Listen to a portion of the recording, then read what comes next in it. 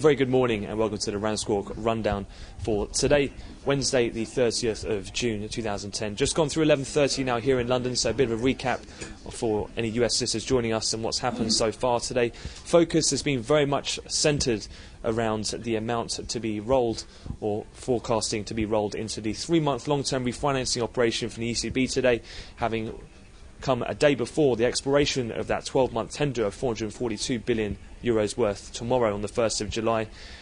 Consensus was for around 220, although many had feared, given some of the stresses in the European banking system, of a higher number. It's just come out in the last hour, and it did come in indeed lower than anticipated. It came in at €131.9 billion.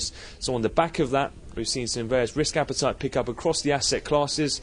We've seen euro-dollar, in terms of the currencies, has spiked up around 70 pips on the back of a lower amount being rolled than was feared, suggesting then that the banking system may well be in a slightly more healthier condition than many may have anticipated. Bond futures did move into negative territory and remained down around 10 ticks, and the equity markets in Europe across the board getting a decent boost, predominantly led by the financial stocks, particularly those of the likes of Santander and BBVA in Spain, which has led the Spanish IBEX to starkly outperform the rest of the European indices.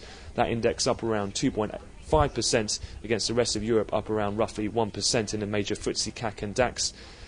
Looking forward then in terms of the rest of the things to come, we'll have various economic releases out of the US. We'll have the weekly NBA mortgage apps. We'll also have, ahead of non-farms on Friday, the latest ADP reading.